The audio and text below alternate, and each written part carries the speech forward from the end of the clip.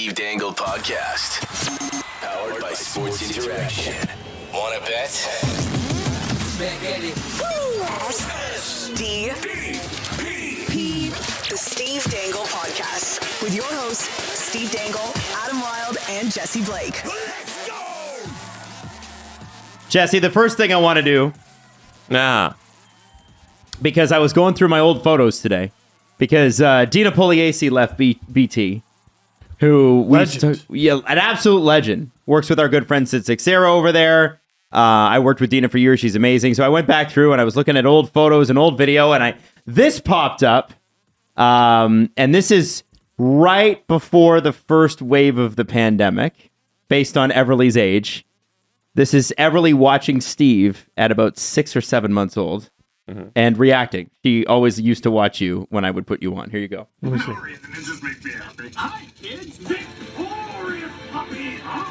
That was a good intro. She's dialed.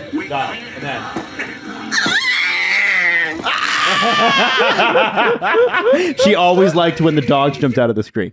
That was when she would go, because it was both victory puppies at that point. So much things have changed. Oh, thank you. Was this just a long way of reminding me Charlie died? No. Thank you. Yeah, another thing. Here's my adorable daughter, and your dog died. Thank you. I have been meaning to shout Casual Matt's out for a while. Casual Matt's longtime listener of the show and shows up at our events. He was at Kingston again. It was great to see him again. Yeah. He's a great guy. His dad is a cartoonist, but has only started in his 70s. And so I asked him, I'm like, because he sent me a cartoon. He's like, oh, my dad does. I'm like, do you mind having him draw one up for us? Oh, what? So his dad's actually like illustrating books and stuff like that now. But there it is. So that's Eddie Shack. That's one he did for Eddie Shack. Clear the track. Love that one. Yeah, really good. And then there is the three of us as well. And I just thought that was worth. Hey. Isn't that sick? Isn't that the best? Yeah. Look at my so chins. funny. His name is David Matley. Shout out to David. Look at our fake ass brick. David did make it look more real than it actually looks in person. Yeah, there's a couple things. Well, there's a big flaw with this picture. What's the big flaw? There's a laptop clearly visible, not covered in water. Hey. No, that's a mixing board, Steve. Oh, okay. Also, David Matley put out 6 children's books over the course of the pandemic because he got to work, man. Yeah, I mean, what else are you going to do? Exactly. He's a heck of a lot more productive than I was, I'll be honest. Thank you for doing that, Dave. Yeah, thanks, David. So anyway, I just want to do a shout out. It reminds me of the ones you get like in the park. Yes. You know, in like New York, they for $20 you get your pictures drawn. Yeah. That's what it reminds me of. Now, a couple listeners tagged me in this, and I wonder if Jesse saw it. Because important news bulletin, Jesse Blake is wrong. About what?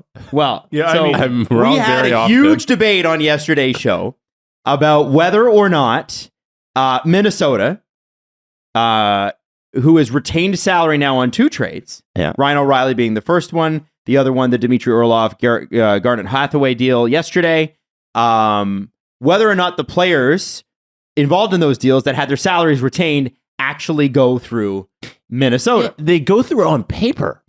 But I said they are a part of the organization, and here's why. Michael Russo, the Wild had to reassign Adam Beckman to Iowa in order to fit Dmitry Orlov on their roster for 30 seconds. Yeah, because you have to. So no, but it went through it. So Dmitry Orlov was also a part of the Minnesota Wild organization. Okay. No, yeah, that's how it works on paper.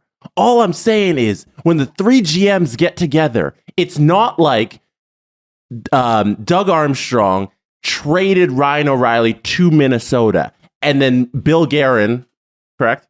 Bill Guerin decided to trade Ryan O'Reilly to Toronto. All I'm saying is when us general managers get together and we make a 3-way trade, it is a trade between the 3 of us, and we have agreed on the terms that it's going to be these 3 transactions to go through. And then the people who work under us, the capologists and the nerds who do the paperwork, you got to file it so it officially works But there's never an instance where Minnesota is controlling Ryan O'Reilly to be like, oh, we can trade him to Vegas now. No, it was all worked out between the 3 GMs in the room, and then we made the trade call, and then the nerds did the paperwork, and it looks like, oh, yeah, he went there and he went there. But he didn't really go there. Joe Smith, at Joe Smith NHL, former Tampa Bay athletic reporter, now with Russo in Minnesota. He says, the one that got away, Ryan O'Reilly, he joked he enjoyed his whole 30 minutes with the Minnesota Wild. Yeah. In person today. On paper. Listen. On paper. Llisten, I have enjoyed That's all I'm Jesse's saying. sidestep. Have you not? Oh, I think Jesse should consider a few things like coping, seething, and then I'm in your fucking walls. I don't think what I'm saying is that complicated. I think what you're saying isn't complicated. It's wrong. I'm saying they did it on paper, but there's no instance where we didn't agree that he's going to Toronto. You know how much I would give to be a Leaf for 30 minutes? And this dude was Probably a a Minnesota Wild for 30 minutes? I would. On paper! Yeah. Of well, course! In real That's how the life, trade works. you know what? They had to go 50% that way, or 25%. Real ass life. I'm just saying, Jesse. I think you're going to have to backtrack. I do feel like there's a bit of tap dancing around the original What do I need to point. backtrack? I think it was that the 3 GMs didn't agree that the Ryan O'Reilly would end up in Toronto? Here's what's important, though. What's interesting about the Washington trade is that only Dmitry Orlov went to Minnesota. Garden Hathaway did not. Well, it's kind of like O'Reilly was double retained and Achari was not. Mm-hmm. That's right. So Achari, never a part of the Minnesota Wild. No, never. Hates that place. Would never I don't know go if that's there. what he said. He said that. I don't know if that's a directly. direct quote. Hates it. Wow. And Garnet Hathaway, he said, fuck Minnesota. Adam Wild. He tweeted it. Yeah. Do you remember the story that Alan Walsh told about a client he had wanting to go to Minnesota so that he could fish in the off season? and then Alan had to tell him, hey, you probably shouldn't tell these teams that. No, and also, yeah, you guys aren't competing for the playoffs. I like that. Yeah, I like that because there'll be more time to fish. It was. Oh, man. Beat it?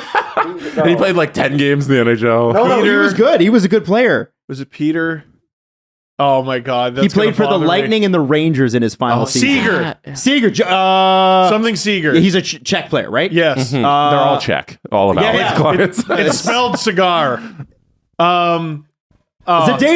Zdeno cigar. Seager. Seager. Zdeno Seeker. That is a wild fucking story, man. Yeah. That is such a... Alan has gem after gem after gem. By the way, I'm so glad that so many people are checking out the podcast with Yzerman on it. It's, Oh my God. It's, the response to that's been spectacular. But I got to tell you, like, there's stuff in there every freaking week where I'm like, wow, I just want more people to hear this. Are you serious? I regret to inform you, SDPN fucking slaps. That's right. Well, and I want to... that CJ show. So that's what I want to kind of start with. Before we get to anything else, CJ started his show yesterday, or I guess it released last night, and it was right before the trade for Garnet Hathaway and Dmitry Orlov that Boston orchestrated with Washington. But he starts it off with 7.5 minutes of Patrick Kane. Yes. And, there was a lot of very interesting tidbits there. But what I found to be the most interesting, Julian asked him about the asking price. Mm-hmm. And the fact that CJ's like, well, it might be a second round pick. I'm like, are you like the Rangers? Jesse has blessed them with Jesse luck. Yeah. Because they got Tarasenko at a good price. And you're telling me the Rangers, who we think Patrick Kane has agreed already to go to, we believe that's the case, that they're working on the deal right now, are going to be able to get this guy with Kravtsov and less than a second round pick. It's because Kane has put them in the worst situation ever. He's told them, I want to go to one team, so you must negotiate with them. So they have, Kyle Davidson has zero negotiating power. So let me take you back 10 years to noted didn't have retirement forced on him guy Jerome McGinley. Jerome McGinley. I don't know about that. I don't know. The game kind of went, we don't need you, Jerome. How dare you? This was a topic of heated conversation because I immediately compared the current Kane situation to Iginla, and producer Drew stepped in and was like, Iginla was not there in 2013. No, he wasn't. Prime Iginla maybe, but in 2013, and that's the thing about Drew that I wish he was more opinionated. oh my god. I wish that he was more defined in what he thinks. I wish he was more antagonistic of Of every Oilers fans and all of the rest of them also. Oh my god. I'm sorry. I didn't No, it's all good. Man, he is like what's his something's into him this week. He's just having fun. Well, I think he's picking at Oilers fans because Oilers fans and I'm sorry Are the easiest? Well, like other than Leafs fans. I mean, it's a trifecta of Leafs, Oilers, probably squeeze Canucks in there. Oh yeah. Yeah. And he loves that. But I think here's the thing, the Leafs, not that the pressure's off, but the Leafs have made a big move and a good move, right? Yeah. The Oilers keep talking about how they can't. We simply cannot. Oh, we'd have to move salary. You've seen the Vegas Golden Knights move salary. You've seen Boston bend over backwards and work it out with Minnesota. It can be done. It's just, do the Oilers want to be creative or pick up the phone and work that hard? Did you see the latest report that they're going to keep Puljujärvi because they want the depth? I mean, okay, okay, I but know you we're don't like making him. fun of them. They should, though. Yeah. No, but like, the whole thing with Puljujärvi is he's young and not bad, and you should keep young, not bad players because that's good. But I was told You also by the people hate who him. report on the team that they don't like it. Can you do the Iginla. Jarome Iginla thing? Yeah, sorry.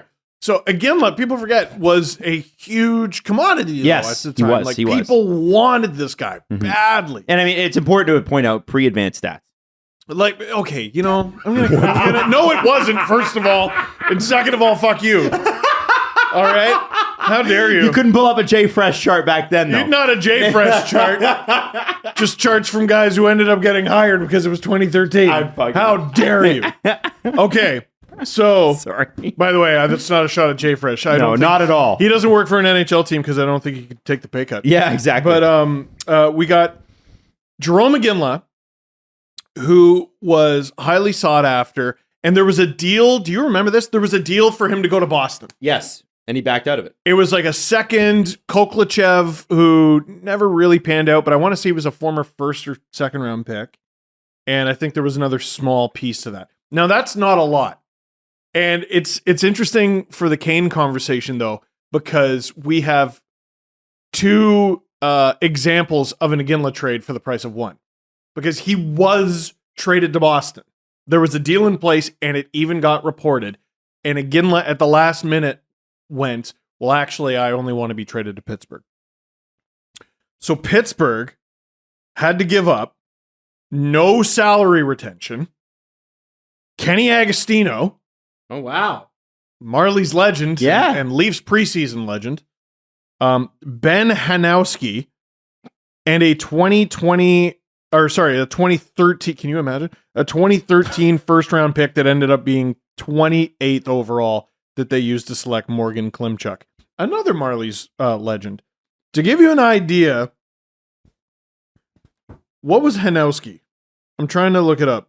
He was a third round pick of Pittsburgh. So 2 firsts and a third. And Kenny Agostino was a 5th round pick from 2010, so 3 years prior. So if you want to look at it, it's a third, a fifth, and a first. That's it. Well, it's significant, It's significant, but it's really not that big of a deal.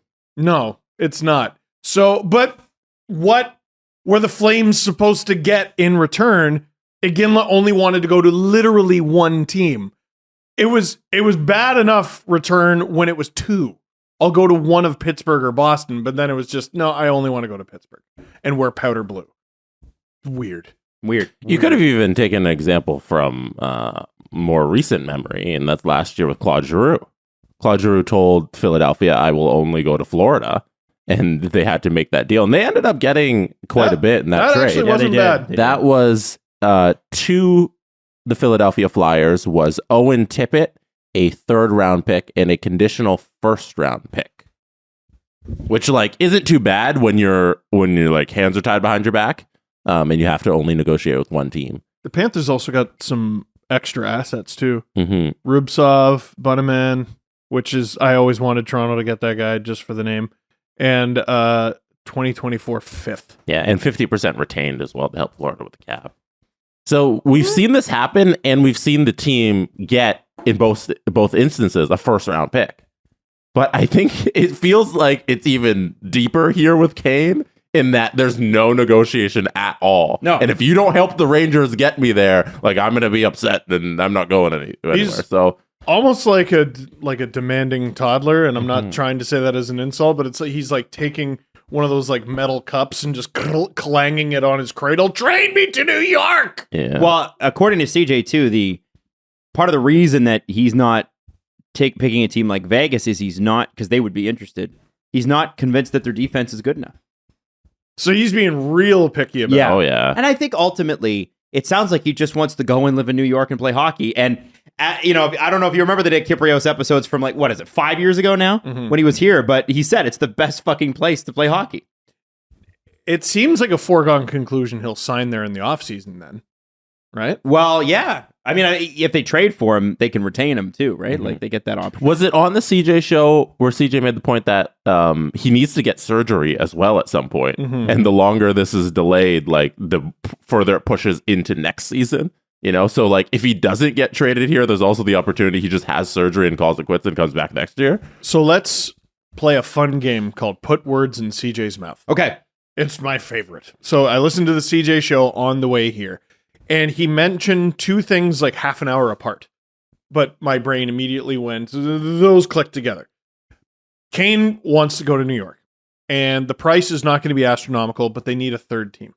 Minnesota, to take $1.3 million in salary, I believe it is. Something like that. The Wild only have one retention slot left. But a team CJ brought up, and I wanted them to make a bigger deal of this, was the Montreal Canadiens. They might have a difficult time selling at this deadline because so many of their sellable deadline pieces are injured or battling injury or just coming back. Like, we were talking about like a first round pick for Joel Edmondson, but like even if you're getting 80%, 85% of Joel Edmondson, do you all of a sudden get less?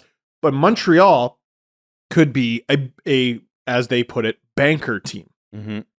Kent Hughes, GM there, used to be in charge of the Rangers. So me putting words in CJ's mouth using two pieces of perfectly legitimate information that he gave, I think Patrick Kane ends up in New York by way of Montreal. Interesting. That is what I think is going to happen. So you just tweeted conjecture about CJ.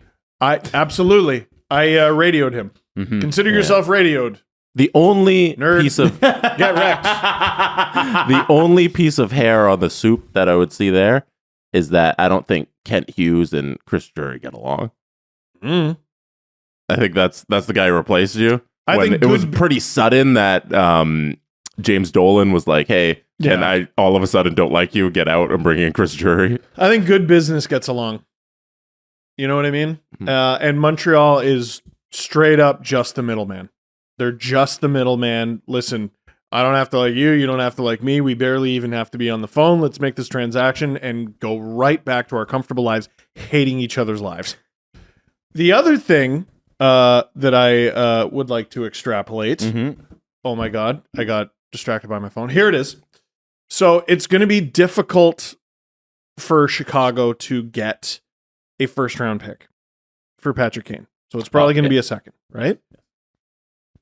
If I'm Chicago and I'm letting go of Patrick Kane and he's going to resign there next year, no, absolutely, fuck that. I got to get something. So I kind of think it'll be a conditional pick. Is it a second that turns into a first? I don't know. Okay. Is it a potential pick swap or something? I don't know. But there's going to be some sort of condition in there that if Kane re-signs in New York, Chicago gets more. If I'm Chris Drury, I say no. I have a second round pick. It's we'll all simply yours. sign him this summer. Yeah, and the Rangers have that. Won't help you this year, though. The Rangers I'll have agree with that someone else. extra first round pick. They have that extra. And I would just sit on it. It's yours. It's fun. Listen. Here's my pitch to Kyle Davidson. I'm with you, Jesse. So if you're Kyle Davidson, I'd be like, Kyle, listen, we got an extra first this year, and it's yours. Or no, well, I guess it could be yours. Could be yours. I'm so excited for the trade to happen. We'll keep our second. We'll keep Kravtsov, and we'll give you the first. Don't be a fool. Should Kravtsov just like Although Kravtsov wants out, so maybe that's why it. Yeah, Do you think he's already had Blackhawk stuff shipped to his house? probably. Or like, He's is done. he just He's going to gone. pick it up once he gets He's there? gone. He's going to Chicago. He's gone. Unless it's the third team like Montreal. Yeah. Kravtsov to the Habs as the Habsov. retainer? No Habsov. way. Habsov. No, well, Minnesota retained and they got a 4th, and they retained and they got a 5th. It's a pretty big jump to Kravtsov. The point former is, first. the point is, Davidson's got to do this deal this year. Otherwise, he's just delaying his own rebuild. Why would you do that? Get rid of Kane. Get something for him. Don't over ask. Just get the deal done. Something is better than nothing. That's right. So you might as well get something. Hey, whoa, copyright. No, you gotta get something. You got to give something to get something. There it is. Is that what it is? That's what it is. That was so random. It was. I don't even remember what it was. I don't. That's one old piece of history where I have no context for it. Yeah, an old piece of podcast history. I don't remember where it came from. No. Not at all. Now, before we get to Dave in just a second here, I want to bring something up. It's just a quick tease. After we talk to Dave, I want to talk about my powers of deduction with the CJ show. No. Because there was other pieces of information that they talked about that I think we need to dive into. This is Justin Bourne used to do Thoughts on Thoughts, where he would react to 32 Thoughts. This is kind of what this This is us reacting to Whatever. CJ show. It's so fucking good. great show, though. Listen, I know we're promoting our own shit, but it's a bloody brilliant Man, show. when we were talking about 32 Thoughts back in the day, we were promoting our own shit with Sportsnet. No one gave a shit then. I don't think anyone's going to care. It's a No. great show. You want to listen to a great show? Great show. No, like, listen, I'm being genuine here. It's friggin' great, and I want that for you. I'm going to talk about that. Or I'm going to tell you what I think. Conspiracy theory. Next, let's talk to Dave. You can bet that with David Bastel. Brought to you by Sports Interaction. Get in the action and make a play. 19 plus. Please play responsibly. Okay, trade deadline and players and everything. It's all happening all at once. One player that sort of disappeared to the back. Josh Morrissey. No, actually, Jake McCabe, Hey. Dave. Hey. I see what you did there. So, Dave, what do you got up at Sports Interaction on Jake McCabe?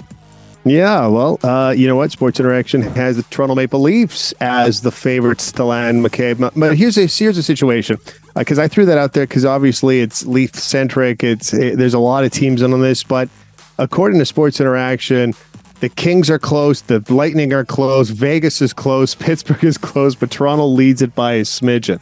Everybody wants to get Jake McCabe. I don't know if it's the minus 27 he recorded last year or if it's just because he's a big hitter. So, I mean, I'm just joking. No, Jake McCabe is a very useful defenseman. Pittsburgh's kind of neat. I don't mind Pittsburgh for that. It's kind of neat. They need to do something. Yeah. Yes, they're they do. booing their GM. Pittsburgh's kind of neat. Interesting. They're getting pushed around. You can't have that happen, No, right? not Brian Burks and Ron Hextall's team. So Dave, just so we can get a lay of the land for the next week, obviously there's the game tonight in Minnesota, but in terms of like trade deadline picks, what kinds of things, if you log on to Sports Interaction right now, what kinds of things are you going to find for trade deadline?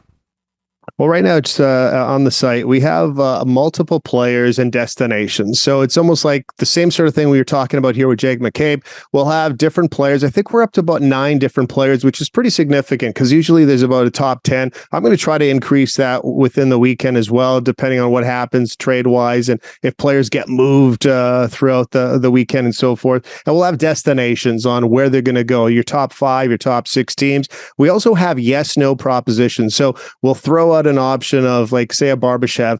Is he going to trade? Yes or no? You don't have to tell us the team. Just give us an option of yes or no. Because some of these players, and I'm looking at you, Patrick Kane, you think you're going to be traded, but chances are you're not going to be traded. What? So maybe that's a no bet, right? Wow. I'm hearing a lot of rumors about Kane going nowhere. Nowhere. Okay, all right. No, we talked about it. He can go get his surgery and get prepared for next season. It's a thing that could happen. And you know what? Team that wants him now can just sign him next season. Yeah. Or in the off season.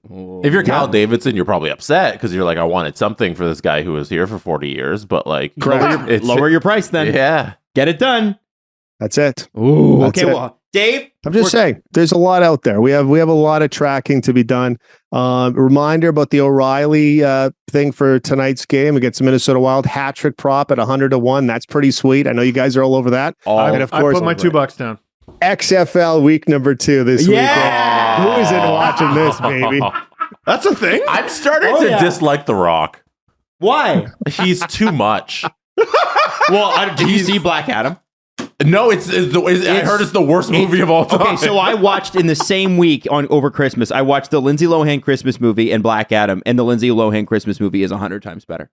Wow. The Black Adam is I can't believe they got it made. Mm-hmm. Like, you have to be The Rock to get a movie that bad made. Yeah. You have to be. It was a pointless script. I've only heard bad things about the movie. But I don't mind the XFL thing. Like, I feel like there was some talk that he was trying to merge it with the CFL before the pandemic. Yeah. And that would have been interesting. Dave, what do you think?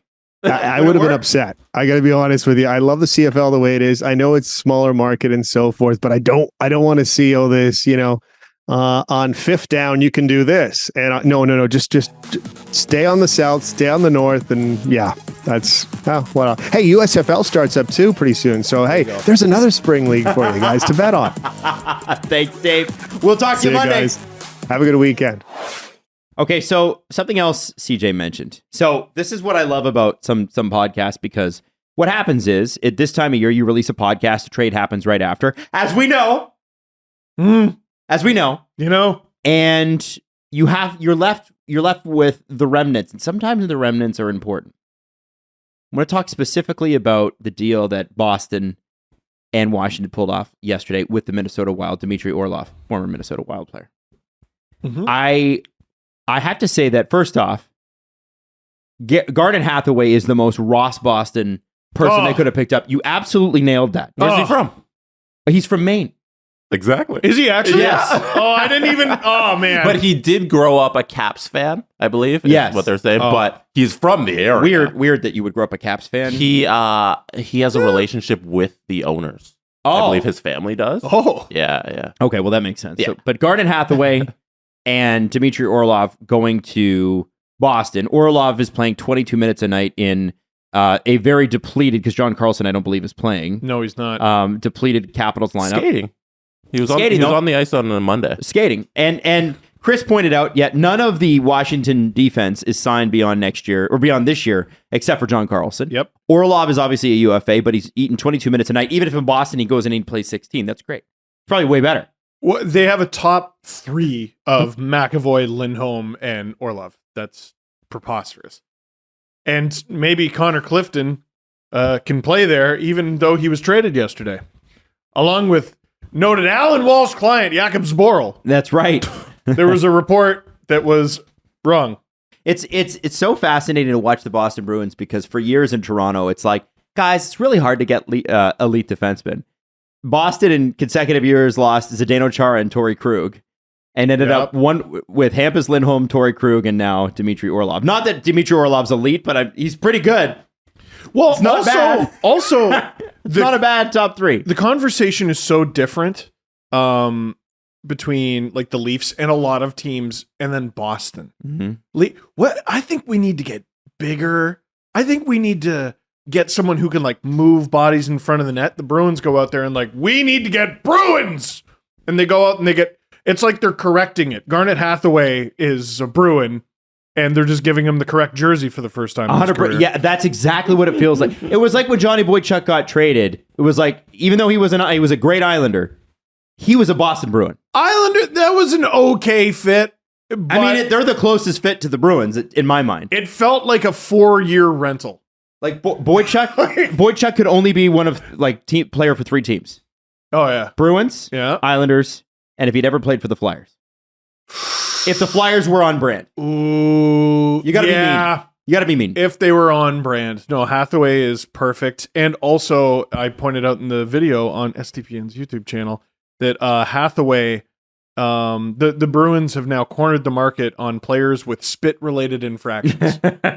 Marchand licked 2 different people, and Hathaway spat on Eric Goodbranson, which a lot of people forget about. I think I thought one of the Leafs Twitter accounts I follow, and I think it was Third Period Suits, I think, was saying that him and Marchand can take cheap shots at each other in practice now.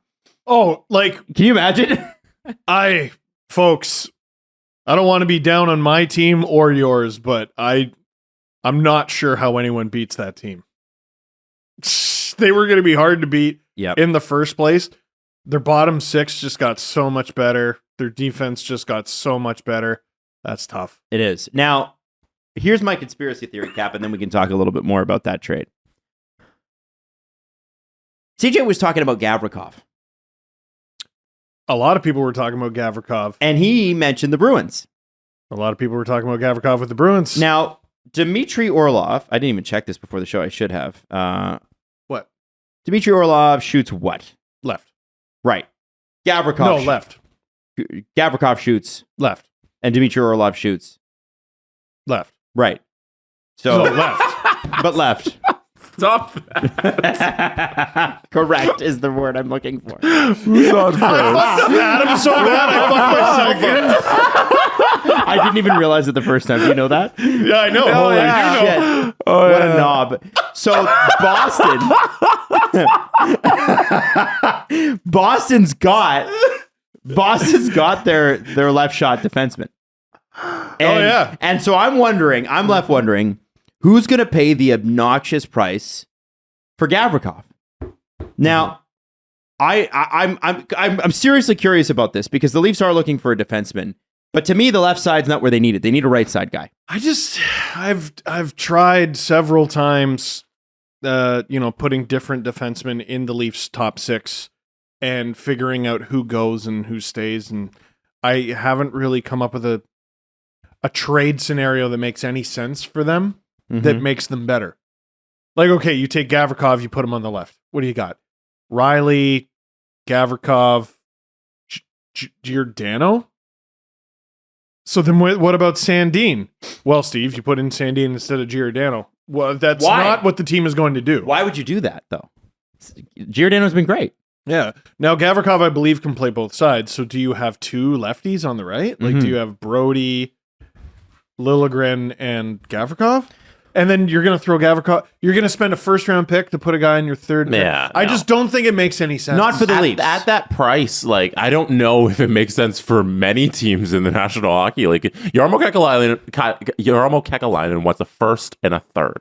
And that's his number. Boston were almost there, and they scratched Gavrikov, and they said for trade-related reasons. And then Boston's like, oh, wait, we can go get so much more for this price. Why don't we go do that? Almost the exact same price that the Leafs played for ROR and so Achari. who in this league is paying a first and a third for Gavrikov? It's too much. It's way too much. I think what Adam's getting at here is CBJ missed their train. That's what I think. 100%. And I think a big factor there, not only did they wait too long, because he hasn't played a game in like a week and a half. The other thing is... If somebody's willing to give you close to a first for Gavrikov, you fucking take that. What's close to a first? Second Take and a a third. second. Yeah. Yarmo wants this first, and it's ridiculous. Yeah, but you need to be able to budge a little. What he's learned in his NHL career is if you wait... I mean, maybe Dubas, like with Foligno, just fucked up Kekalainen's entire career. Is the one time he gets the sun and the moon, right? Yeah. And he assumes it's going to work that way He forever. is a notoriously not. tough negotiator as well. Yeah. But I'm looking at teams on the fringe now.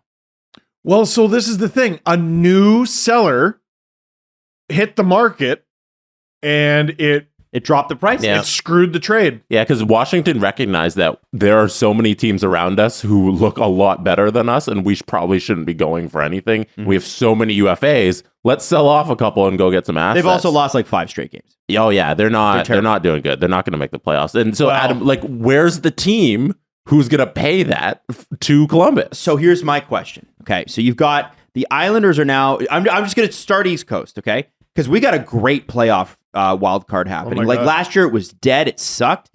We got a pretty good playoff wild card. Now, do we need the wild card format to do this? No, we don't. It would still be really good. Fuck the wild card format. But the Islanders with 67 points in the first spot, and the Detroit Red Wings, who have 64 points, but they've played 3 less games than the also 64-pointed Florida Panthers. Florida Panthers blew all their draft capital out the window in the Ben Sherratt deal and the Giroux deal. So they can't make a trade. But the team... It might end up Detroit, No. Florida. Here's who it's going to be, guys. Yeah. It's the team that got booed last night in Edmonton. Yep. Or was it in Pittsburgh? No, it was in Pittsburgh. It was in Pittsburgh. They would not have booed if it was in Edmonton. They would have said, hooray. The Penguins have played the same amount of games as Detroit, 57, and they're a point behind. And there is no excuse. Like you don't have to fault the Islanders. The Islanders, listen, the fact that they're in is great. Losing Barzal right after you get Horvat, that super sucks. Detroit, though, are just playing with house money. It's great that they're in. It's not the end of the world if they don't make it. Next year's sort of the year to make it. And the Yzerplan's doing great. Mm-hmm. Ron Hextall's got to make a move here. He's got to do something because you just went out and you grinded Evgeny Malkin down. You had Crosby call him and say, listen, Gino, don't leave. Come on, let's go out together. The Bruins are doing it. Let's do it too. Only it's gone very different with this black and gold team. Yeah. And I'm wondering how long can Burke and Hextall hold out under the pressure? How was Hextall fired from the Flyers? The Flyers said, Ron, you got to do this. And Ron said, no, I don't. So we're sitting here going, Ron, you got to do this. The difference, though, is that was over Carter Hart and Carter Hart's development. This time, it's the end of Sidney Crosby and Evgeny Malkin and Chris Letang's career. They may never be better than they are right now, or as good as they are right now. That's generally how time works. So what do? You just sign these guys to 4-year deals. You got them till they're 40. But then, oh man. So this is the thing. I'm like, okay, well, you can't go blow all your draft capital to go for it this year because the team doesn't really deserve it. I don't think you need to blow all your draft capital for him anymore. For who? For Gavrikov. We're talking about Gavrikov. Oh, you're talking about Gavrikov. Yeah, Gavrikov do we to think Pittsburgh. the price is going to drop? I think that's what I think. I think it's Gavrikov to Pittsburgh. If I do, interesting. Yeah. They have their first, second, and third. New Jersey's third. Actually, they could send that second round pick for Gavrikov. They've got the capital to do it. And Yarmo's got to understand that here's the thing on the other side, and here's another team that's now selling, the Nashville Predators. And they have strong defense. I kind of get the impression the Preds are dirty liars. Well, okay, now this has to do with the Leafs because again, everything comes back to the Leafs. CJ also mentioned Ekholm. Would Matthias Ekholm be available for the Leafs? What was the cost? A lot. It was 2 firsts. Give it. Give it? Give it. No. You don't give up your 2024 because they've already given up their 2023. You have to give up your 2024 and 25 first. So the Leafs would not be picking in the first round till 2026. Could you just give up a prospect? Nick Robertson. I don't know. Is Nick Robertson? Matthew Nyes. I mean, Nick Robertson's name has not come up. They don't want to give away any of their prospects. They love their guys. Yes. No, but like this, they should. They should. I always make fun of the Leafs for loving their guys. They should love these guys. They're good guys. That's a draft pick?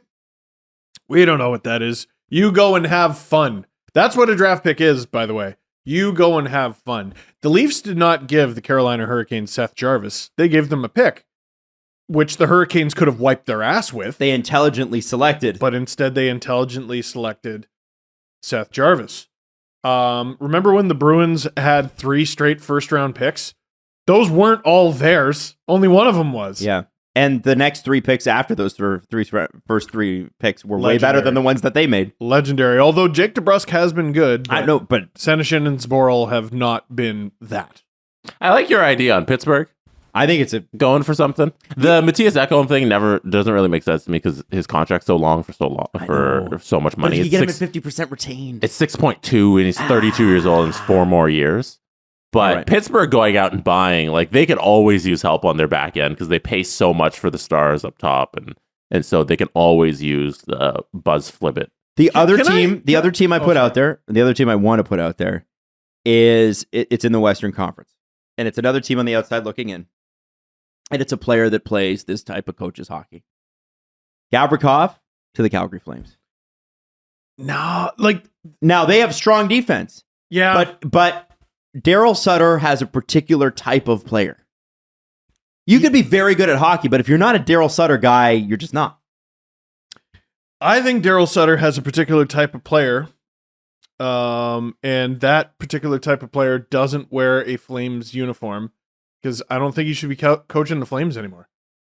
I look at the Flames like I know there has been discussion, and there was actually an interesting discussion with CJ and Julian about Brock Besser potentially going there or going somewhere. That's a good team. It's a good team that's underperforming. I don't think they need to make a huge ad. And like they discussed on that show, the Flames have not earned a big ad. No. The Flames need to take away from their team and fire their head coach. Yeah, man. Neither of which is going to happen. So It's Murray Edwards' guy. I'm telling you, he's not getting fired. Are we going to the West? Because there's a team I have questions about. What's the question? Go. Do the Minnesota Wild know they're in a playoff spot? Yeah, but they're doing the smart thing. They're doing the smart thing. They got $14 million cap penalties this season, next season, and I think $12 million the year after. This is kind of the conversation I was having with someone this morning. Like, what is the morale like with the Minnesota Wild right now? I mean, what do you mean? Well, like what's the problem? Because the team's not investing in you. They're investing in the future. Remember, like, Kiprios told this story, and yes, this was like in the early 90s, but it's, I think, still relevant to human nature. I think it was Hartford. Mm-hmm. It was a team he was on. It doesn't matter what team it was.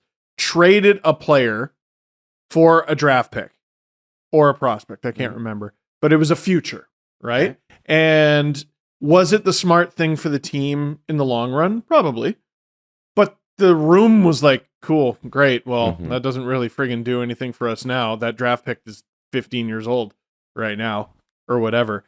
If you're a player on Minnesota right now and you don't have a contract that goes 3-4 years from now, and the Wild are making all these moves for the future that I think are clever, what does the team feel about that? Get into the playoffs, make some noise, and if you're a player whose contract is lower and you're not a part of the future because your name isn't Dumba, Spurgeon, Kaprizov, whoever else, Fiala, I think, like whoever else they're paying actual money to.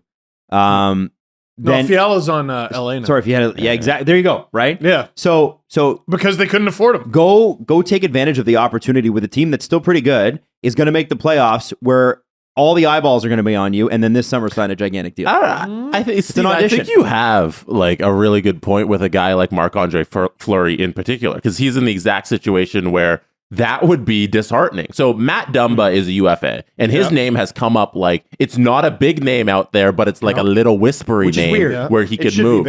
Because UFA, they can just get rid of him because Minnesota's looking to the future. But a guy like Marc-Andre Fleury, who has maybe 2 years left in his entire career, is like, no, I want to win here. But he signed that this summer, knowing that. Did he He's know like that? not even the starter. But they'd be in a playoff spot, and then they're also going to sell? I mean, I think Marc-Andre Fleury was had to be well aware that Minnesota was going to have a wonky couple of years.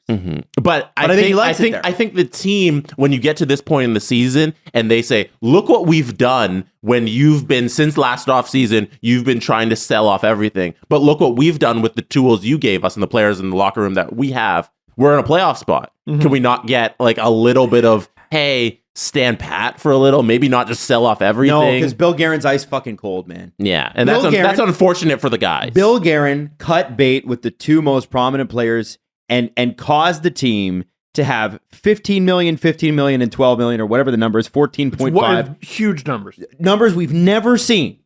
He went to ownership and said, hey, you know that deal that you approved, that you signed, that you were so jacked about? That Chuck Fletcher did?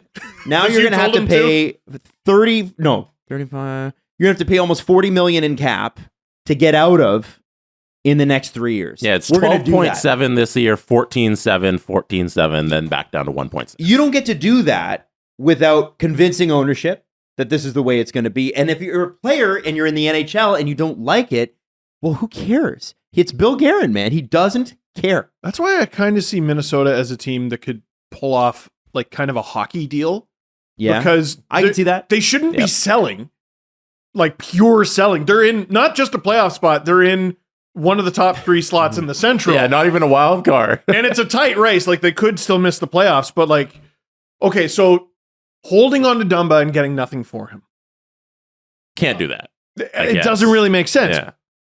Trading him for a draft pick, I don't really think that makes sense either. So do you look to a team like, I don't really think Nashville's going to do you any favors as a divisional rival, but do you look to, like, purely spitballing here? They don't even play the same position. Do you go to Chicago and go, how much for Sam Lafferty? Mm-hmm. You're signed talking to a about cheap deal, ex-player who is younger and or cheaper, under control. And under control. Yeah, they need a cheaper player who's under control, because it just, punting is, I don't think it makes sense. They're a good team. You just can't add. But they're rebuilding. But No, they're good. I don't even know if that was the plan, was to rebuild. I think they knew they'd be good. I just think they knew that they would have to be good on a budget. They're 3 points out of first in the friggin' Central.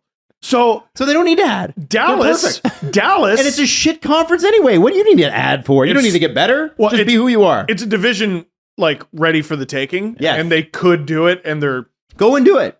Go and do it. I mean, try it, fellas. I suppose they still might. But like, Dallas is in on Patrick Kane. Yeah. The Jets are probably cooking something up. They've been a really good team this year. Seattle has dropped down to a wild card spot, and that's not. But they have more points than Minnesota does. It's because they're in the Pacific, which is stronger.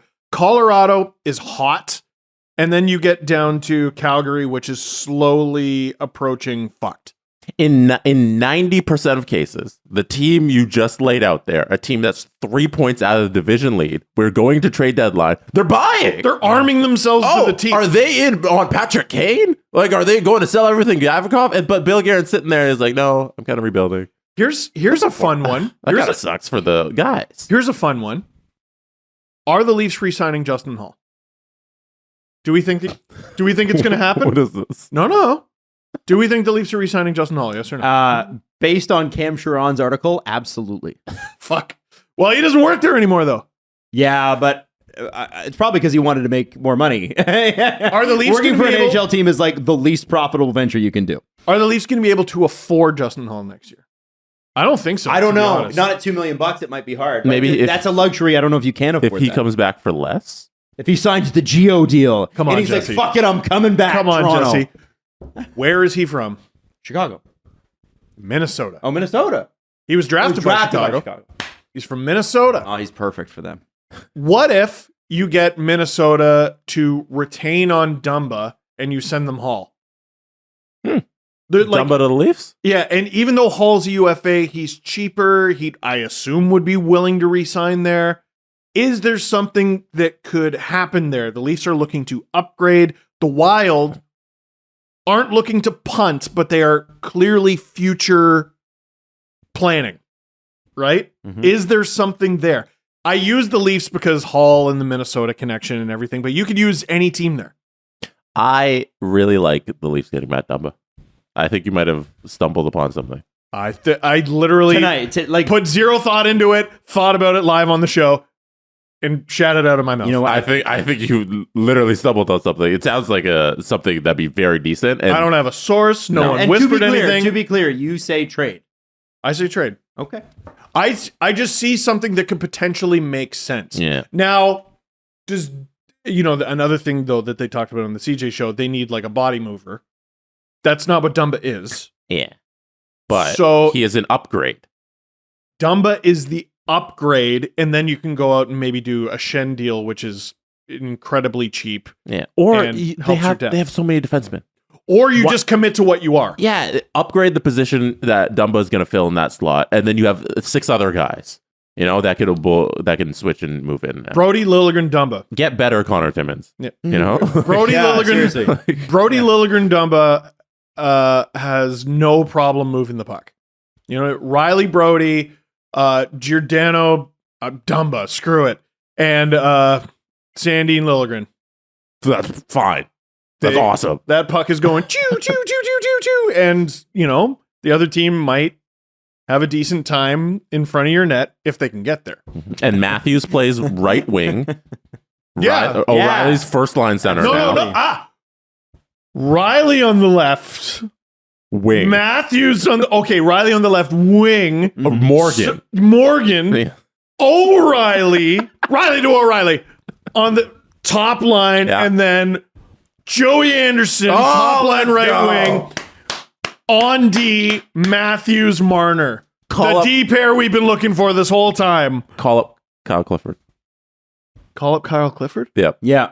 Bring him to the lineup. You need somebody to get started. I thought you were literally telling me to call Kyle Clifford. And I'm like, I've never spoken to him in my entire life. You're building. I don't have his contact information. I don't know why you're asking me to do that. Get him this message.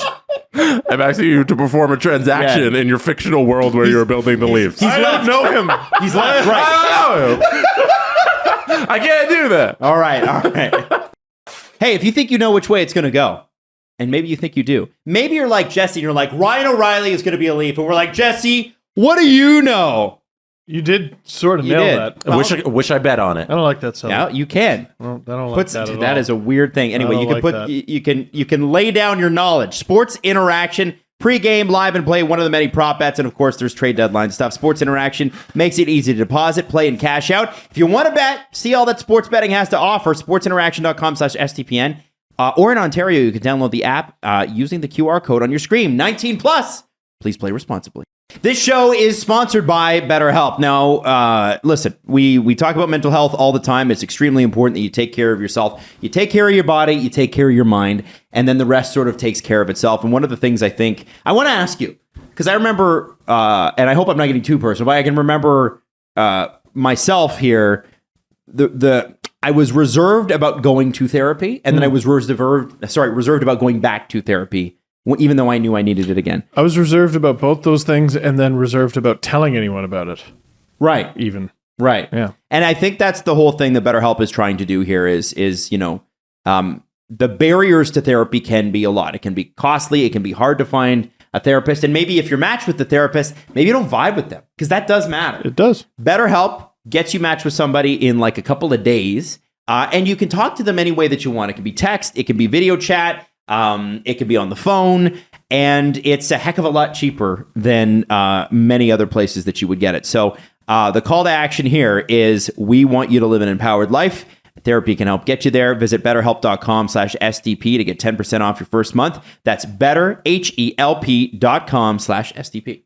I wanted to play this because this is Craig Berube on the St. Louis Blues. Craig Berube, by the way, Doug Armstrong, not a great quote, unless he's on Agent Provocateur, then he was a great quote. A lot of people have not checked that out. You should. Craig Berube, a better quote than you'd expect. When Ryan O'Reilly got traded last Friday, they asked Craig Berube about it, and he said, obviously, it wasn't a fun night. That's a pretty solid quote, right? I want you to have a listen to what he said about the St. Louis Blues, his team that he coaches, after the game last night. Our best players don't play with any passion, no emotion, and no inspiration at all. They don't play inspired hockey. You cannot play in this league without emotion, grit, and being inspired. They're getting paid lots of money, and they're not doing the job. End of story. That's it. That's what it boils down to. Now, hold that for a second. Now, the Blues were up 2-0 going into the third period. JT Miller scored at 9:08. And Andrei Kuzmenko tied it up with 30 seconds to go, and then Pettersson scored with 15 seconds to go in OT. Jesse, can you play that again? Sure. That is as good. Quote. Oh my God. And it's like I read that's better than a Torch quote. Oh my God. Well, everything's better than a Torch quote. I read a snippet of that online. The video is 1,000 times worth. It's volcanic. Best players don't play with any passion, no emotion, and no inspiration at all. They don't play inspired hockey. You cannot play in this league without emotion, grit, and being inspired. They're getting paid lots of money, and they're not doing the job. End of story. That's it. That's what it boils down to. Dude. So who's he talking about? Well, who's left? Well, so Braden Shen makes the most out of any forward. Followed by Pavel Buchnevich, but Pavel Buchnevich and Brandon Saad. But then Kyrou and Robert Thomas's extensions kick in next year. And they're the future. Mm-hmm. And on defense, you have Justin Falk and Torrey Krug signed to $6.5 million each until 2027. And Colton Parayko also signed to 6.5, goes beyond that. And obviously Jordan Binnington makes $6 million in And the most important part of the team is Nathan Walker. That's right. Noted Alan Walsh. That's Client. right. You know, the Blues haven't been the same since they lost David Perron. It's a good point. Good point. It's the only point. It's the point. You lose But- Alan Walsh clients, you fucking lose everything else. But I thought it was worth saying that, considering that the St. Louis Blues are apparently still in on Timo Meier and are looking to do a quick rebuild. Well, it makes sense. I could see why, because there'd be people that'd be like, okay, listen, Craig, you're not going to make the playoffs. Why are you harping on them? I think that the Blues are like, listen, we're getting the most out of these players this season because we're turning this around and making the playoffs next year. This is ridiculous. We shouldn't be here. I think that's what they're doing. Quick retool, turn around, be top of the division next year. Because they know, Doug Armstrong especially knows, or is it Bill? Doug. It's Doug. Doug. Doug Armstrong knows that the Western Conference is for the taking next year. Mm-hmm. It's weak right now. It's getting better. They're taking right now. Yeah. Yes. But you can imagine that the improvement next year, while it will be probably improved, won't be that much. Yeah. You have a huge opportunity if you're the Blues. I don't want to be the arrogant Easterner here, but if you're in the West and you're not in a playoff spot right now, you're a deep shit. Or you're doing a quick retool. Or you're doing a quick retool. Wow. What? You know And that what? has to be pointed at Kyrou and Thomas and Yeah. and who's their defenseman again? You met Torrey Krug and Falk. And the man in net. Bennington, who does play with passion, But is it good? does not direct it well, and has already come under fire from the coach for legitimate reason. Like, I talk about Bunting not being able to control his temper. Benner had a good game last night, by the way. 38 saves. Okay, fine. Yeah, Third what's star. the save percentage on the year? That's a good question. Let me Well, find out. that's the thing, right? Well, so I'm willing to bet he's 894. not talking. Not great. Wow. So remember we were talking about how Ukko-Pekka Luukkonen wasn't doing well? Did he not have exactly an 894?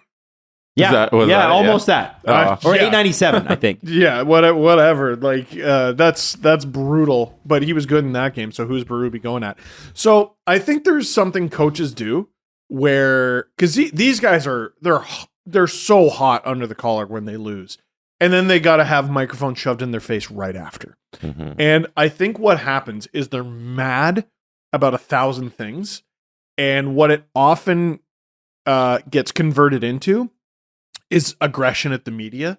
Oh, the media is a piece of blah, blah, blah, blah. And that's why you see like Sutter being kind of a prick and Tortorella being kind of a prick. Berube kind of dropped the veil. He didn't like throw the filter on. He was like our best guy. That is as scathing a quote as I've ever heard an NHL coach say about his own players. You know what I mean? Our highest paid players, they make a lot of money. That is, you're really going to get people's attention. You bring up money. Oh, you're going to get the PA's attention. Not a guy in that room is happy about that quote. Not a single one of them. Even the biggest Berube believers are like, you know what, man? You helped us win a cup in 2019, but fuck you for that one. Oh, that quote, I fear, is going to have a ripple effect for the St. Louis Blues. Wow. Or maybe they go on a tear. Or, yeah, maybe it works.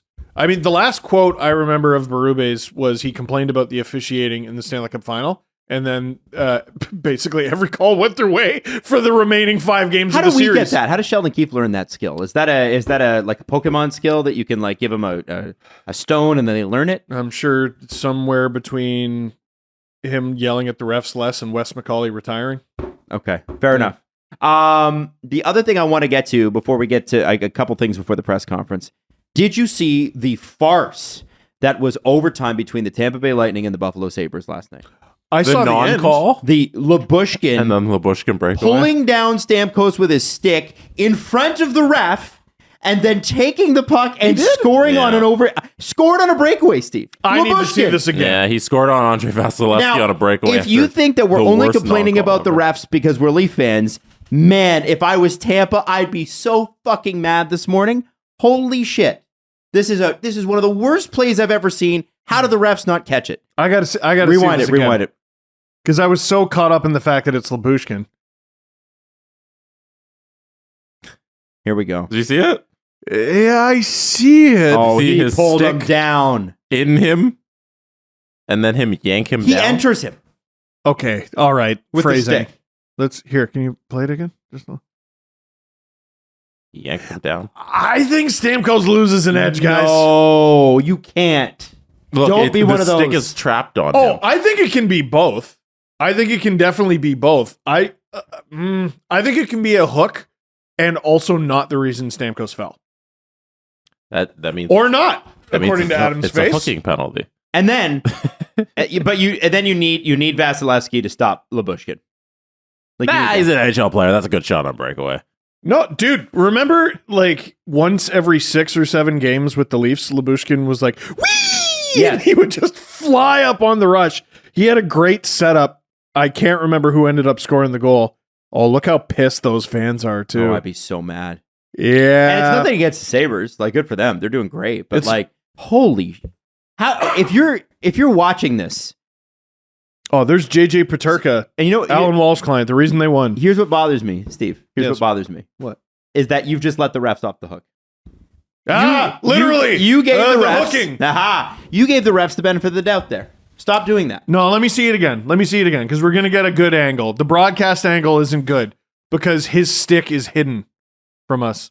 Come on, Steve. I think he kind of yanks him down there, Steve. I don't know. Let me see again. Steve, Let me he see again. skates fine until Lyubushkin gets his stick under his arm. Yeah, I don't. Steve, okay, please go watch this replay. His please. stick made contact with him in the midsection. That's That that's is the a penalty. definition of They the don't rule. always call it. Day. They Every don't always day. call it. What a joke. Oh, should it be? I mean, yeah. And Stamkos is fine, but all of a sudden he just loses his edge when Lyubushkin puts his stick in him? Yeah, I don't think so. Look, come on. I think I gotta see right. the other angle, man. Steve's right in that it's a combination of things, but it's just that you can't put your stick there. That's a penalty. Yeah. Like- But how often do they call it? All the Right? time. I think this is a very It's a What farce. consistent percentage, call. though? It's a farce. The reason Like they didn't 80? call it was because it was overtime.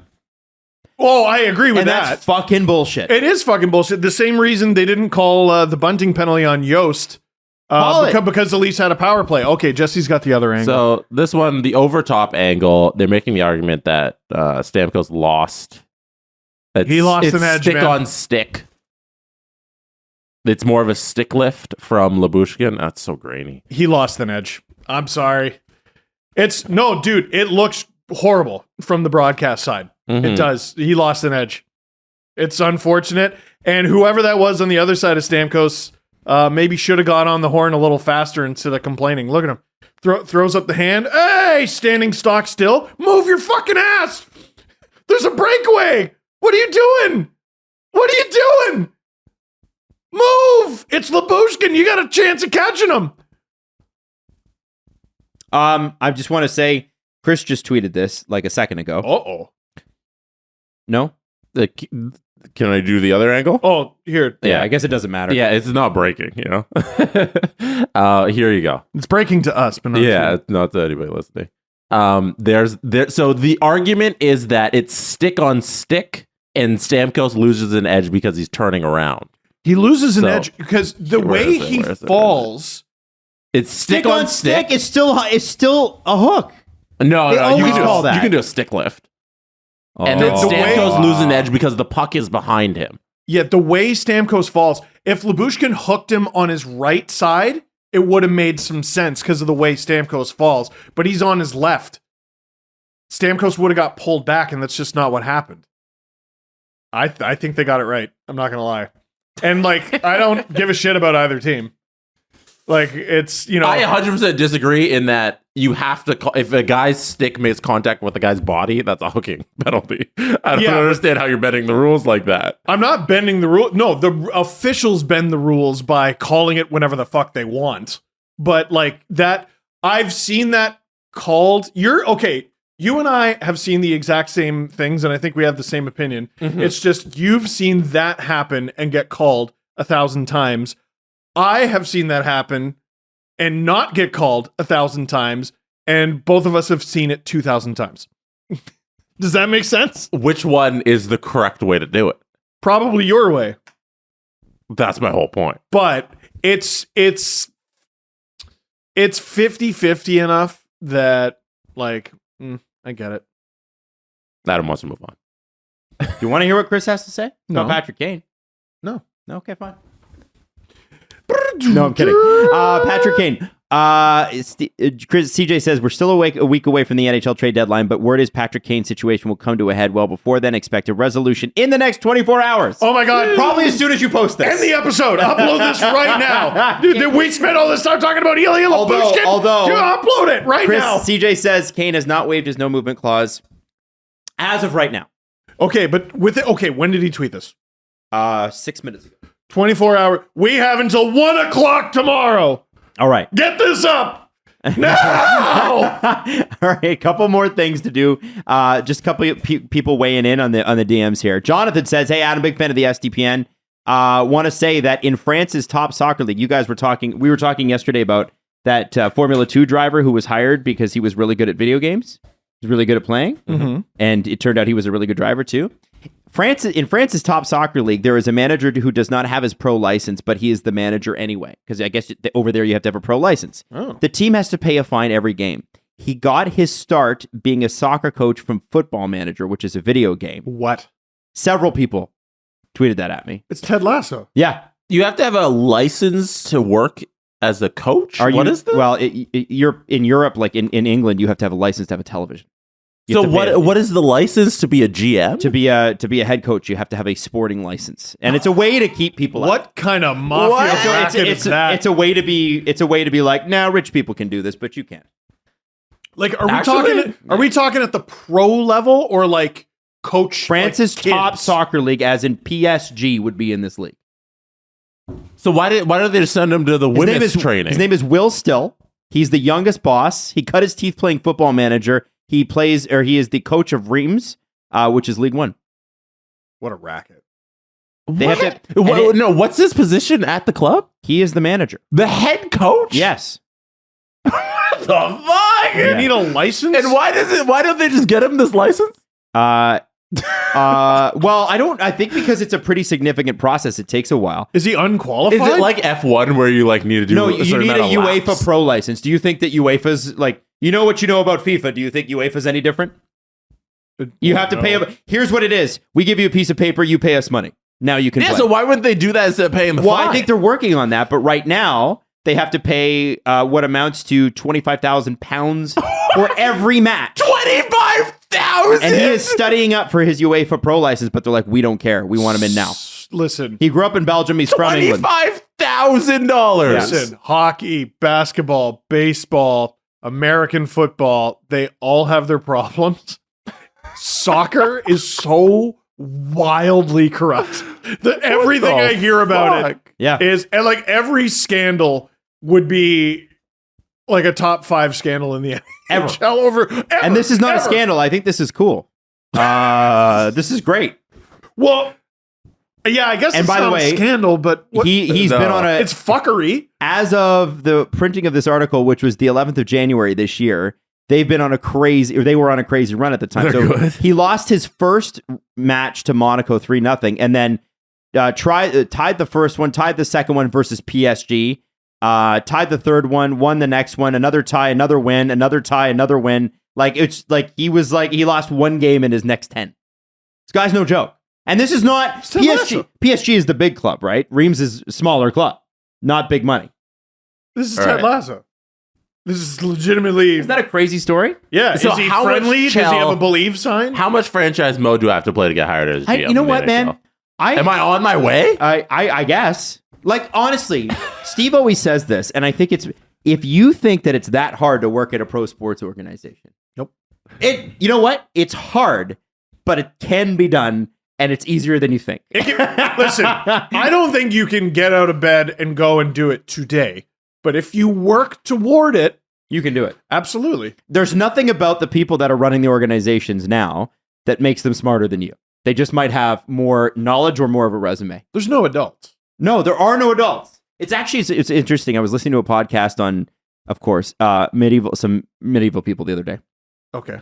And they said what they were talking about war in medieval times. And they're talking about how you supply an army of 10,000 people and how many carts of whatever you have to bring along with you. Oats. So what the best armies were the ones that were great at logistics. And they were talking about all these creative ways that, guys who were illiterate were still able to supply armies of 10,000. These guys couldn't read, but they had people who were monks that could figure out a math equation and that sort of thing. And what the historian on the podcast said is you have to remember that people back then weren't any less intelligent, weren't any less capable. They just didn't have the basis of knowledge that we have. So they would be as smart as anybody today. As capable of learning. And he said, so what's interesting is we seem to think that the only way of learning is the way that we do it. And he said, there's no question. The way that we do it is way far superior to the way they did. But they figured it out. Or they figured certain things out. You make do. And so I thought that was fascinating. So you're not any, you can do this. Whatever it is you want to do, you can do it. If I become GM of the Florida Panthers, can I still do the show? Sure. Okay. I talk to Doug insist Steve. upon it. Okay, good. You have to sign exclusively Alan Walsh clients. Yes. Someone told me to do that for a stream. An all Alan and Walsh all stream? Alan Walsh team and run it through franchise You should do mode. that. All Alan franchise? Yeah. What should we call them? Like what would Walsh, the Springsteens? Oh. The Springfield Springsteens. Their goal horn is that thing from TMZ. I'm a lawyer. I love that idea. There you go. Please take this video, send it to Alan.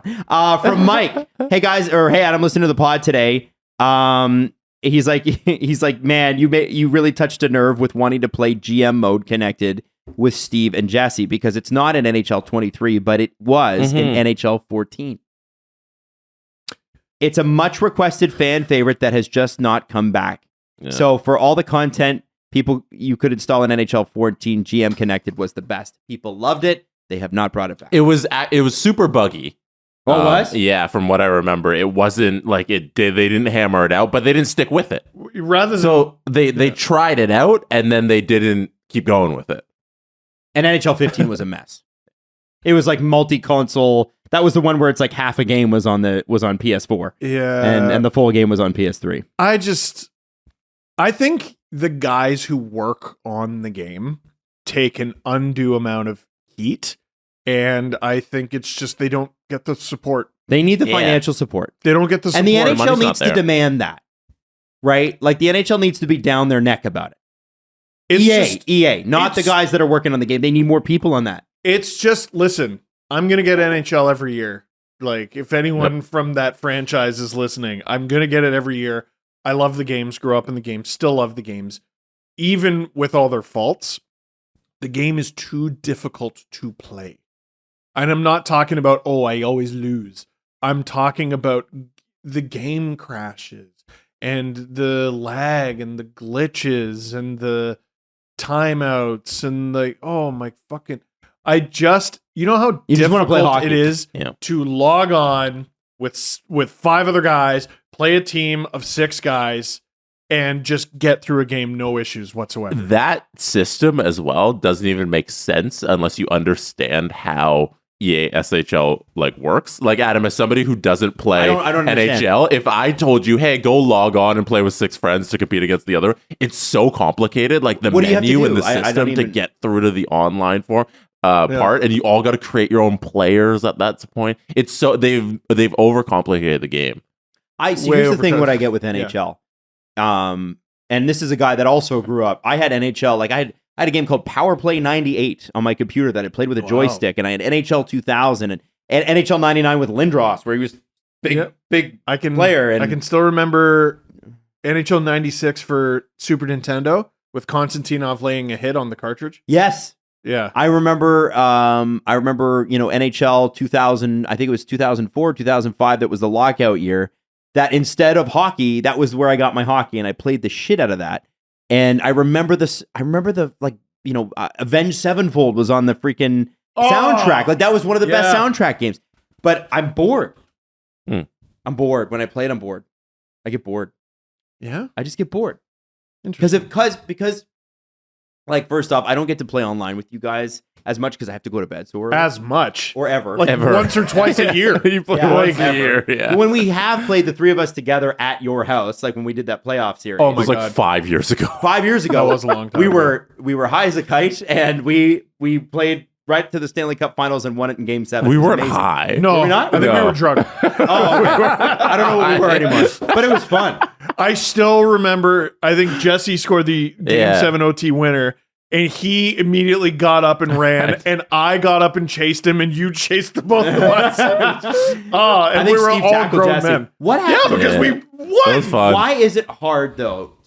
Why is it hard? What is it? Just there's a lot of a complicated process. Yeah, Or- like the entirety of building like a world so that you can play with a bunch of friends, I think overcomplicates things. Like there needs to be a simple, hey, you load up the game and you can do this. Mhm. Like that's Yes. how just for the people who aren't the hardcore. like a quick play. Yeah, it's just some Arcade. sort of way. It was like, okay, you're Dangle Navy team, like you guys got it down, like that's for you. But there's no real entry point for the non-experts, and I'd like to see more of that. It's supposed to be what drop-ins is, but it's so toxic. Yeah, drop-ins suck. Drop-ins is What's wrong with dropping? it's just full of like trolls and racists. Yeah, and- there's still a lot. Like they, Oh, I don't want to talk to strangers on the internet. no, and they put up their thing where when the game loads, it's like EA is working on getting rid of racism. Like that was all in the 2021 game, and like none of that came to fruition. no. Like I'm still playing the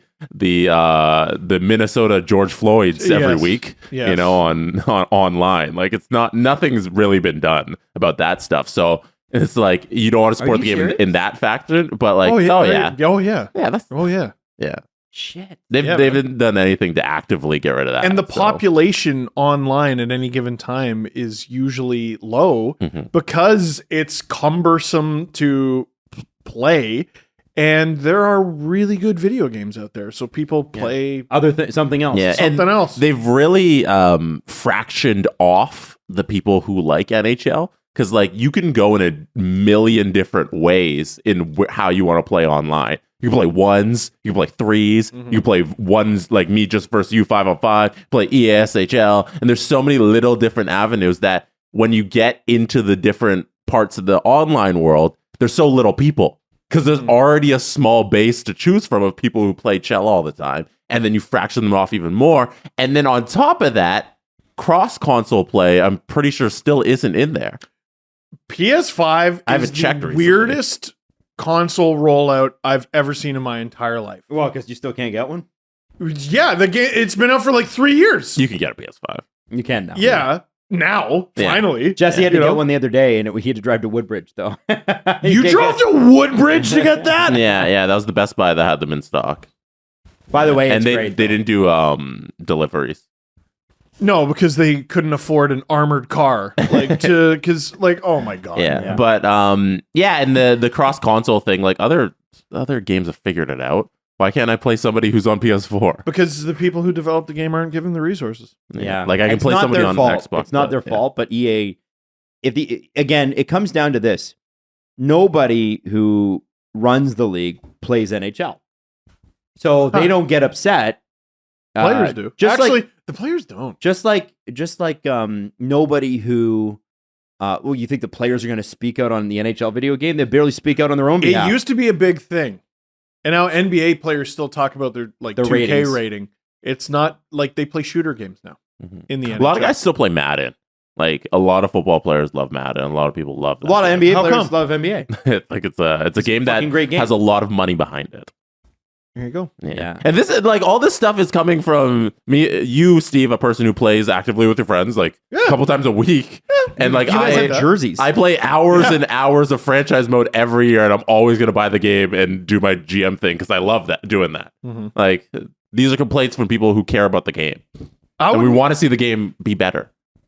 I wouldn't complain about it if I didn't like it. Exactly. I would just be like, oh, that game's bad, and leave it. Yeah.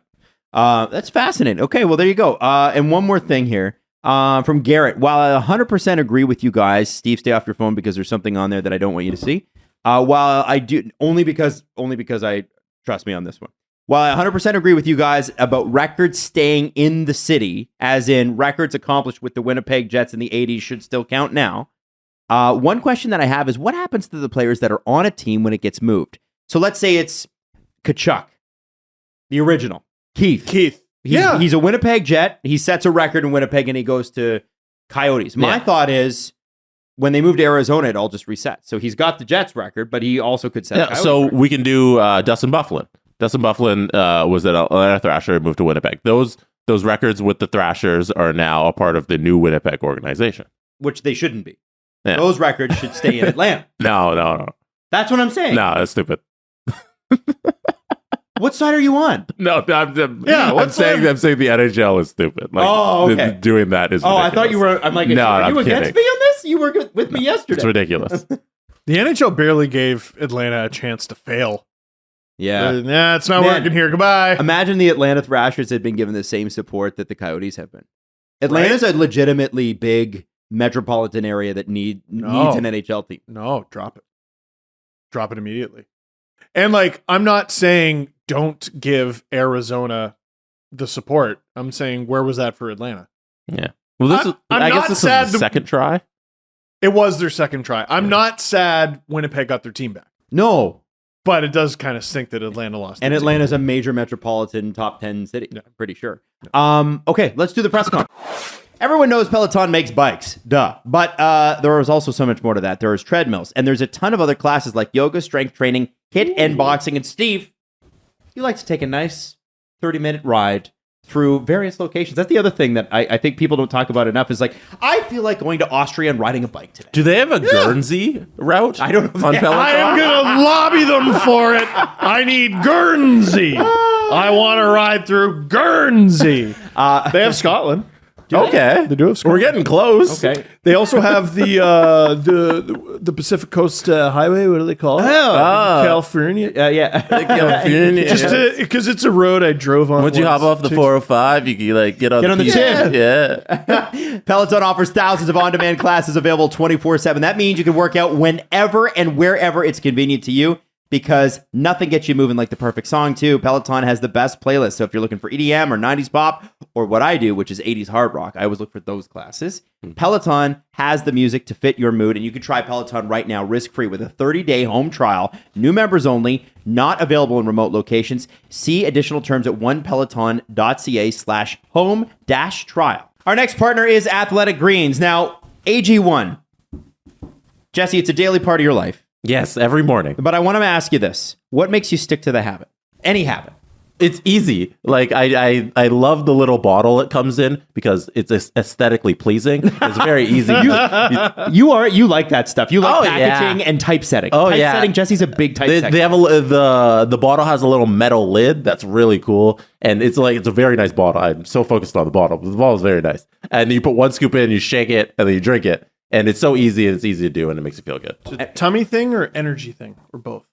I think a little bit of both. The tummy thing, it's really good for your gut health, I find. And then, it's energy throughout the day. You know, and there's certain that things, little area where you take it gives you a little bit of energy. There's certain things that Jesse shouldn't have, but he does, and he becomes, stinky. It doesn't help me that I lactose.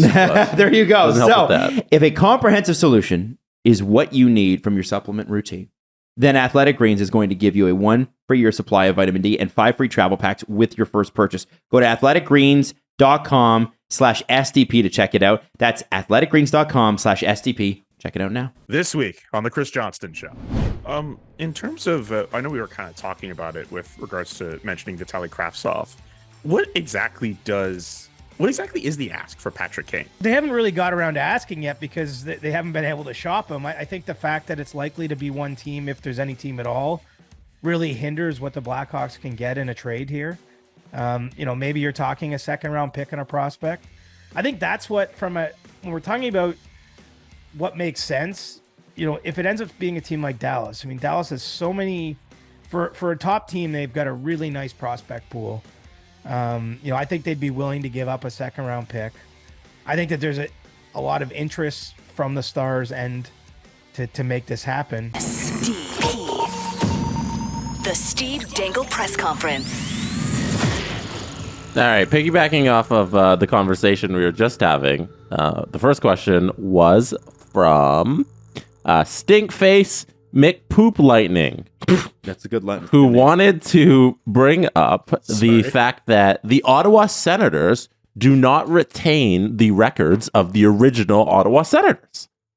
Why? So if you guys would know this as hardcore hockey fans, but there is the OG Ottawa Senators who were in like the original 20s. NHL. And they won the cups before the NHL, and this is what Stinkface brings up. 1919, I think. So if the Ottawa Senators took the 1917 to 1934 NHL Ottawa Senators records, they'd have 11 Stanley Cups. And we would count that towards the record books, like we count all of the original 6 Stanley Cups. Are they pre-1917 cups? No, so they would be within that era of the Stanley Cup. Are you sure? About Stanley Cup champions, here, Stanley Cups, the Yes. original Ottawa Senators, 1903, Nope. 1904, Nope. 1905, Nope. 06, 09, Nope. 10, Nope. 11, Nope. 20, Yes. 21, Yes. 23, Yes. 27. Yes. 4 cups. All right. 4 NHL cups. 4 versus 0. Okay. Yeah. Let's scratch 11. Because it was the NHA before that. Before Sure. 17. All right. So 4 Stanley Cups is something we're just pretending they didn't get. did they go anywhere? What do you Like, mean? did the NHL Ottawa Senators go to a different market and become a different team? I can tell you. Or did they just explode? If you give me a moment, I'm just scrolling to the bottom of the Wikipedia page at the end of their era. I'm pretty sure. Decline. They had a very small market. Nobody was going to the games, is what it says. Huh. I like life. The rumor surfaced that the Senators would merge with the equally strapped New York Americans. However, this was denied by Ottawa Club president Frank A. Hearn, who sought financial help from the league. Blah, blah, blah. Throwing the home crowd. Oh, the end of the Ottawa Senators era. So they relocated they continued as a senior amateur club. It looks like they just kind of ended the franchise. Yeah. The city of man. Ottawa did not have a franchise again until the Ottawa Senators franchise board in 92, 93. So they just kind of ended the franchise. It's the same damn team. It's the same. Why did they name them the city, Senators? The Same. St. Louis Eagles Okay. is what they became. Like, come on. Come on. That's ridiculous. It's like how are we going to feel about the Supersonics when they eventually return to the NBA? Because no, that all belongs to Oklahoma. Yeah, no, it doesn't. They're going to be an expansion franchise. Stop it. Yeah. So the Ottawa Senators eventually moved to the became the St. Louis Eagles. And then, so those 4 cups exist with the 1 year that the St. Louis Eagles existed in 1934 and 1935. And then they were disbanded. Stop it. Stop it. No, so the Sens have 4 cups. They should. 100%. That's hilarious. What the hell? I think that's really cool. And I've never known that the Ottawa Senators should have 4 Stanley Cups. They should have those in the Raptors. Yeah, they should. Absolutely. If the Leafs Maybe they cups do, I don't count, like these should Well, count if the too. Arenas Cups count, yeah, sure. Like, yeah. Why not? St. Pat's. All that. Yeah. Justice for Ottawa. Yeah. Well, at very least, that team became this team. Yeah, became this it's true, team. it's true. But like this team, it's Belongs became a bunch of non-NHL teams and then folded. city. Belongs to the It belongs to the city and the fans. That's dumb. Dumb. Yes, Jesse. I'm gonna ask this question from What's the name now? not Brad Marchand. Okay. Let me give Steve an opportunity to talk about himself. Oh no, Steve, I don't like that. you've been hitting the gym lately? Looking kind of swole in the latest Dangits video. Ooh. Actually, What do you say? have I? Have you? Looking kind of swole. in the I work Dangits out. video? I work out. I have a morning. I have like a 5-minute routine I do every morning, and that's mostly so that my back doesn't hurt. And I try to ride the bike, and I have a gym session at least once a week, also so that my back doesn't hurt. Ride your Peloton? Yeah, ride it a little bit. Yeah. Just a little bit. Oh man, He does I got- have ropes in his garage too. I do have the ropes. I do have the ropes, and I gotta say, shout out. Does that do anything?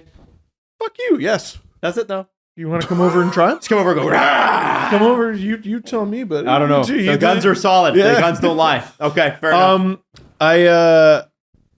Yeah, you should try them. Okay. They take your breath away really fast. It's like alarmingly fast. All right. This one is from Ballsy. Adam, you're usually good with this kind of stuff. This is from Ballsy06. Going to the Minnesota Leafs game tomorrow. This will be my first NHL game I've ever been to. I'm 32 years old. Wow. I'm a lifelong fan and I've played my whole life, just never had the chance to get to an NHL game. My company gave tickets out to my boss, who invited me and 2 others that really are not my favorite people. How do I enjoy this game, and what are some of the first-time things I should do? Well, you got to go for sushi beforehand. No, it's in Minnesota. Isn't It's in Minnesota, is it? Yeah. I've honestly Get I've never Minnesota spent sushi. any legitimate time in Minnesota other than their international airport, which is a labyrinth. You need to get yourself some sort of kitschy shit trinket souvenir to commemorate your first game. Yeah, you're right. It's your first game. And get a jersey too, unless you already have one. If you already have a jersey, Yeah, why not? Cool, but you should. How- It's your first game. Get a jersey. The other part of the question. They're going with their boss and 2 people that they're like, about that they work with. Watch the game. Watch the game. Be really into the game. Make it obvious that you're really into the game. Ignore them. Yeah. Hey, listen, we all have to suck it up for hockey sometimes, right? Yep.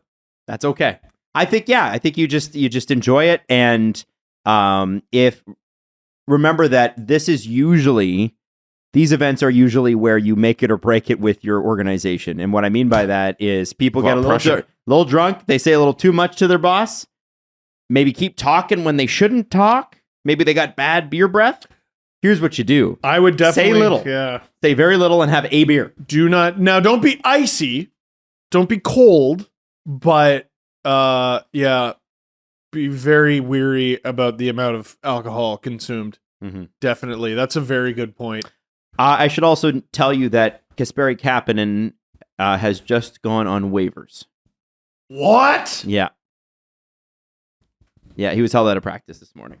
That was just released. He Cap probably... Cap space for a trade, maybe? Kapanen space, I would say. Go. He can be sent down. So $3.2 million. The Leafs signed that deal. It looks terrible in retrospect. Man, that guy looked like he had it. I know. Who just has that space, though? Nobody. You'd have to retain, and even then at $1,750,000 or whatever it would be, it's still a lot for Kasperi Kapanen for a depth player. I guess. Maybe not. He could have had it all. I don't know. We'll see. I mean, he's not even old. No. He's 2014 draft pick. He's the same age as Nylander. The same draft. Oh, I was there. It was in Philadelphia. Have I ever told you that? All right. It's a tough one, man. Well, it should be an exciting weekend. We'll find out more about Kapanen, but we'll find out about Kane for sure. And remember, next week we got our Sportsy Deadline show. Trade Deadline Friday. Are you ready for the Dryden Hunt deal? Yeah! Woo! The Steve Dangle Podcast.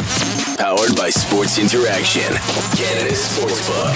Follow the guys on Twitter at Steve_Dangle, at Adam WYLDE, and at Jesse Blake. Connection complete.